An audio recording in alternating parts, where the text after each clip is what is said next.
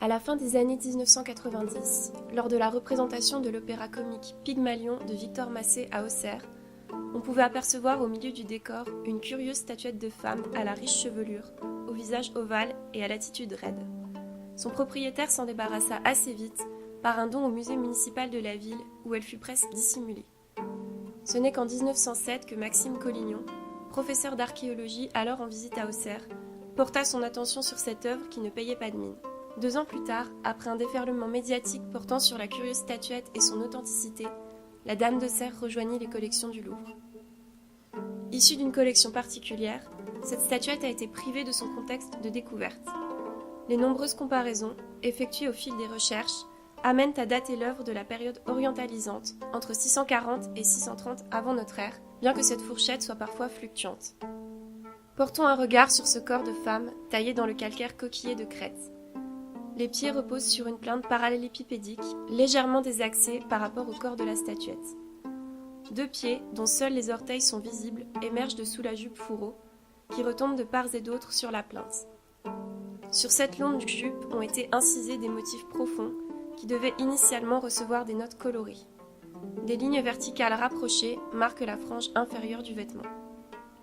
La partie avant de la jupe, la parifée, comporte un motif de rectangle et carré emboîté, formant une frise continue. 2 séries de 3 bandes horizontales recoupent ce motif et ceignent la jupe. Une ceinture souligne les hanches. Les 2 bandes en relief sur sa bordure, s'achevant sur un motif en forme de croix, évoquent probablement l'élément de fermeture en métal. Coincé dans la ceinture, un corset à motif d'écaille inversé vient marquer légèrement la courbure des seins et des épaules, sur lesquelles repose une ample pèlerine, au col décoré de méandres qui disparaît dans le bas du dos, peut-être en se coinçant sous la ceinture. Au poignet, 2 fines lignes ont été tracées pour évoquer des bracelets. Le bras gauche est raide, descend le long de la jupe fourreau, tandis que la main y est posée à plat.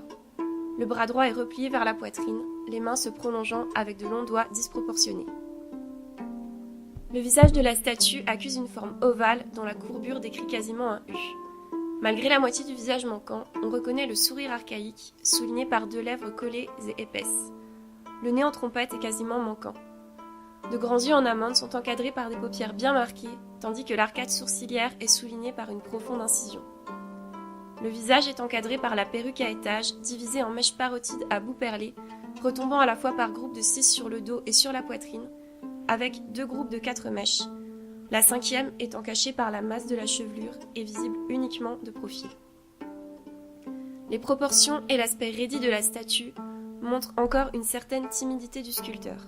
Cependant, malgré les longs doigts ou la poitrine un peu courte par rapport au visage, l'ensemble de la composition tend à s'harmoniser grâce à l'ample coiffure.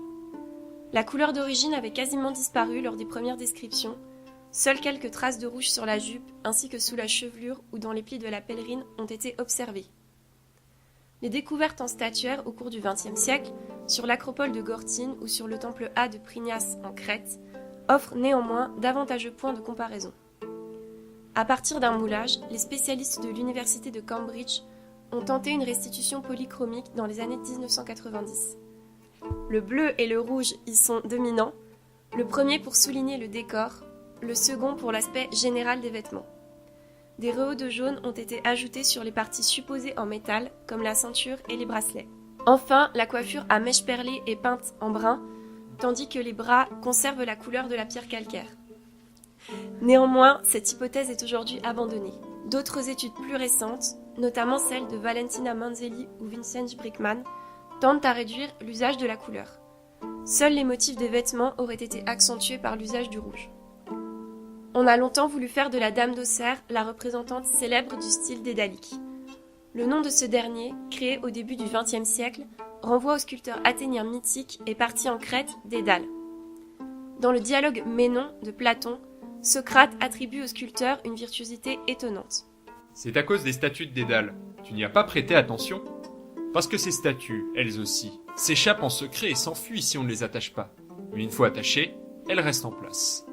Posséder une œuvre de ce sculpteur sans qu'elle soit attachée, cela ne vaut pas grand-chose. Mais une fois la statue attachée, elle est d'une grande valeur, car ce sont des œuvres parfaitement belles. De cette description de statue vivante, on a extrapolé le nom de style dédalique qui convenait d'autant plus à la Dame d'Auxerre, dont l'origine crétoise semble confirmée par la découverte récente d'une statue fragmentaire du même type dans une nécropole d'Eleutherna au centre de la Crète. Néanmoins, la multiplicité des ateliers rattachés au style dédalique tend à faire abandonner cette classification stylistique pour se concentrer sur des courants de production locales. Ainsi, un atelier à Eleutherna produisait probablement des statues féminines semblables à la Dame d'Auxerre. La comparaison avec l'exemplaire retrouvé dans la tombe d'Ortypetra permet d'envisager un contexte archéologique pour la statuette du Louvre. Celle-ci se serait trouvée encastrée dans une base, peut-être dédicacée au-dessus d'une tombe, et représenterait la femme inhumée ou une déesse. La statuette serait donc un séma, un marqueur funéraire, qui inaugure la mode des couronnes et corails funéraires, statues de jeunes hommes et de jeunes femmes placées près des tombes en souvenir des défunts.